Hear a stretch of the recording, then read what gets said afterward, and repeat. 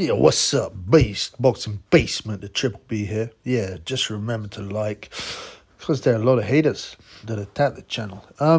Right, Elite 5 V's 5, Queensbury. Yeah, V's a matchroom bill.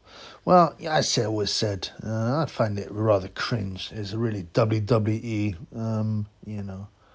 and the whole, there's a big point system. You've got a captain who gets X number of points, more points for the win, and then you get 1 point for a points win, 2 points for a KO. I get it. It's all right. I'm not really concerned about that or who wins. I'm just concerned about the individual fights, and they're good fights. Now, obviously, he lost Dmitry Bivol vs Artur Beterbiev, which was the premium fight there. One of the premium fights of the year, it would have been. I don't know what happened there. I think it was a hand injury. And Bivol is fighting some replacement, who's expected to, I was going to say roll through, but probably he'll outpoint him. Malik Zinad, who's one of the very, very few Libyan fighters, pro fighters. He fights out of Malta. And I think he was brought up in Belgium, but, he represents Libya. He's originally from Libya, but... Anyway, I'll do a separate one on that. But the big matches here. I mean, we got 5 good fights, fairly even, hard to predict. The first one I'm looking at is Daniel DuBois vs Filip Hrgovic. Now, Filip Hrgovic has been, I don't know, he was a good amateur. I think he got a bronze medal, possibly robbed against Yoka. They wanted to give Yoka the gold medal because his girlfriend was boxing, and they wanted the story of a female boxer and her boyfriend Yoka winning. What was her name? Estelle Mosley or something. I don't know. They married. They might have split up now. I don't care about Egg Yoka. He's a bum. So Hrgovic was robbed, and obviously Joe Joyce was definitely robbed. But he's done well in his amateur career. Hrgovic, he did the WBSS as well. He's beaten some good names. He stopped Lenier Pero, who's now a decent pro. DuBois turned pro young, after a good junior career. Hang on, did he? No, he didn't. I think he just boxed as a junior, didn't he? I think he just went pro at 18 or something like that. And he's like the son of Bruno, big, muscular, HGH'd up. We'll get on to him in a minute, but Hrgovic has always been a curious guy. Now, he was sparring in David Hayes' gym at 19 and holding his own with Hay and a bunch of other guys. I think Wilder. There's many good stories. He was expected to be the next big, stiff East European idiot. I'm joking, but, the kind of Klitschko style, big, strong, can punch, a bit robotic. But big things were expected. Funnily enough, when he was asked, you were meant to be the next Klitschko, he laughed. He goes, Klitschko, I'm better than him. He's only got 2 punches, 1-2. He's not as tough as me. And in some ways, he's right. But Hrgovic has been somewhat of a disappointment. He's flattered to deceive, I think you would say. He's unbeaten. His biggest win was against Jile Zhang over 12 rounds. It was very close. Hrgovic got knocked down. It was actually a back of the head shot. And he got up pretty quickly and carried on.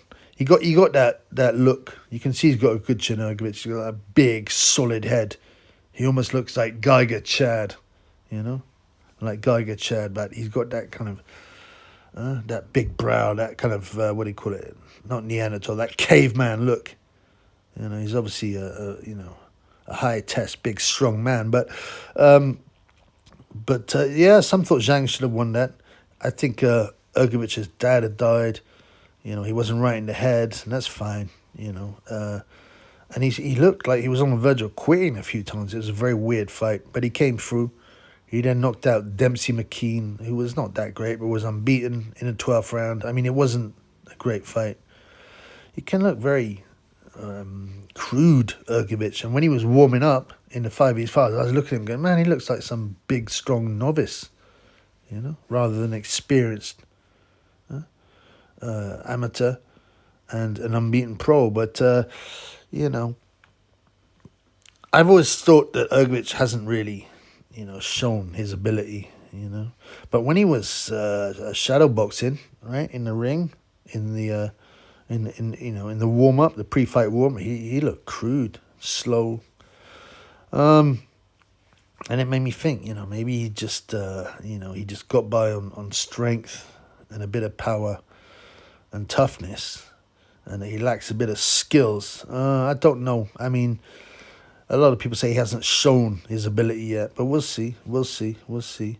I mean, the Zhilei Zhang win and the Dempsey McKean win are probably better than what are they called? Daniel DuBois's best wins. I mean, DuBois beat Jarrell Miller, but Jarrell Miller was giving him trouble until he fat burger-eating pig gassed, right? Usyk, whatever people say about the low blow, I mean, for me, it was definitely a low blow, and he had every right to take a bit of time. Yeah, it left a slightly bad taste in the mouth, some people say, but it was definitely low. You can see DuBois, after he throws it, he walks away, and, he doesn't protest the no knockdown. He knows it was low. He knows it is low. And apart from that, Usyk just, I would lit him up, but DuBois quit, with a jab that grazed his head. And he's been known to be a quitter. Obviously, he quit against Big Joe Joyce, the jugger bum. And I won some good money on that. DuBois was a firm favourite. But he was, Joe Joyce there was probably in his prime. That was 4 years ago, 3 years ago. But that was Joyce's best performance. But DuBois still quit. Kevin Lerena, so he won that in KO3. Lorena's gone on to show he's solid, which I never expected from him. I thought he was basically, his main claim to fame was being Oscar Pistorius' mate. But Lerena there's something very weird in that fight. He put DuBois down with a shot to the top of the forehead. Now, everyone is always a lot more susceptible to being hurt in the first round. They haven't warmed up yet. You're a lot more likely to be hurt in the first round, weirdly. But that shot, and it was something weird there because Lerena should have jumped on him and he just stepped away. He stopped throwing punches. He ended up getting stopped in the third round. DuBois actually dropped 3 times, took 3 knees off 1 punch, which is nuts. Many refs would have stopped that there. But ultimately he got up to win. So, he's beaten Nathan Gorman in 5 rounds, DuBois, but Gorman, again, Gorman has been a disappointment as a pro. I thought he had talent, but I just don't think his heart's in boxing. He's like Huey Fury. He doesn't really want to be boxing, but he's been brought up in it. So what'll happen? Daniel DuBois vs. Filip Hrgovic. Now, the easy forecast is to think that it'll be a hard fight. DuBois will put some work in, It'll be a good, tough heavyweight fight with big shots. I mean, DuBois has got 20 wins and 19 wins by way of knockout. But he has them 2 losses, both by stoppage. He's probably a slightly bigger puncher than Hrgovic, but Hrgovic can hit, and he's solid. I think Hrgovic has the better chin. As to heart, well, I'm pretty sure DuBois would have quit against Zhilei Zhang, no doubt. And people say once you quit, it's easier to quit again and again. So, it's very easy to think all Hrgovic has to do is take DuBois into the later rounds, and DuBois doesn't like being tired, and he doesn't like being hurt, and then he'll start taking his knees and quit. I'm probably leaning towards that. I was just a bit shocked at how crude Hrgovic looked, right, and how slow he looked, because he was shadowboxing without any gloves or any hand wraps, and he just looked robotic, slow, solid, strong. But I started to think, maybe DuBois got a bit of confidence now. Maybe he can use his skills. Can he hurt Hrgovic? Yeah, technically he can. I mean, does DuBois hit as hard as Zhang? I don't know. I don't know, really. It's always hard to compare stats, right? He might have a 95% KO rate in terms of wins, DuBois. But, I can't really see anything that impressive. Jarrell Miller, he stopped a fat, aging guy. Kevin Lerena dropped him like 3 times off 1 shot. Trevor Bryan, well, you know, Trevor Bryan might be unbeaten, but he's a bum, and so on. You know, DuBois is the kind of fighter though. Anyone who is a bit, whose chin is slightly suspect or who's lacking a bit of power, DuBois should bang them out of there. You know, at the lower level. But when he's fighting at the top level against tough guys who can take his shots or avoid his shots, that's when he struggles. He's an on-top fighter. As a person, I quite like DuBois. He seems quite likable, you know, despite there's all the, you know, he comes out with a couple of quotes that have been fed by him by fish eyes, like, I'm the daddy now. And, to Joe Joyce's mum, I'm glad you can't see properly because you won't see me beat up your son in it, or whatever he said. Those are not Daniel. And what'd you say? There's a call that goes, hey, Hrgovic, I'm the daddy now. I hear you want to fight. Hrgovic took the mickey out of him because, look, this guy's... this guy got a brain to come out of that. He's sitting there in front of a mirror where they've written what he's got to say on it and they're filming him. He probably did it like 20 times until he got it right, and he's right. Daniel's not the sharpest tool in the box, but I think he's a decent guy.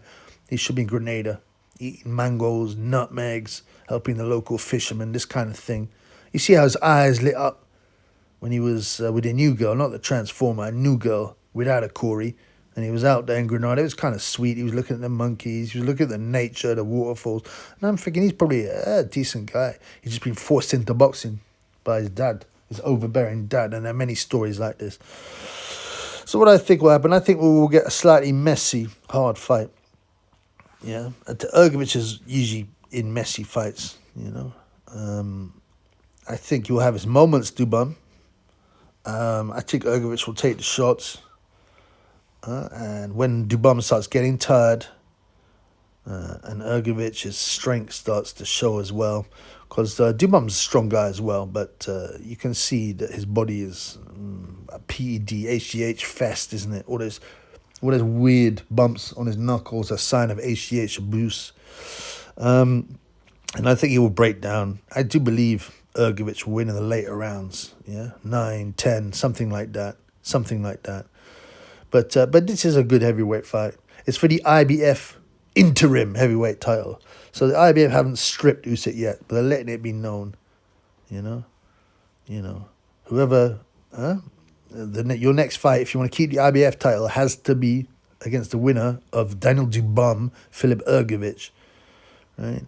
And they may strip Usyk and give the title to the winner, DuBois or Hrgovic, and then they will probably face Gage for the IBF title. Something like that is likely. It's likely. But as I said, this is a quality world title. A quality heavyweight, world level fight. For me, you know, DuBois, I believe, has a chance if he cracks Filip's chin. But Filip has a good chin, and if Filip's up for it, I think he will. He won't look pretty, but crudely, after some competitive 6 rounds or something, the wear and tear will start to go on DuBois' heart, his chin, and the knee.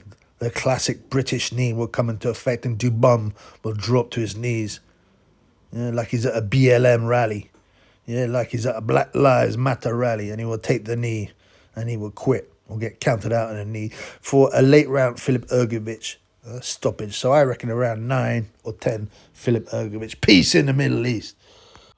Oh, I should add, yeah. I mean, usually it's, especially with the heavyweights, for a final prediction, I like to wait till the weigh-in. So you can tell a lot, especially at heavyweight. But, I mean, I'm assuming they're both in good shape, in top shape. So I'm making that assumption. Who knows what we'll see in the actual weigh-in. But I can't believe we'll see anything less than 2 guys in great shape.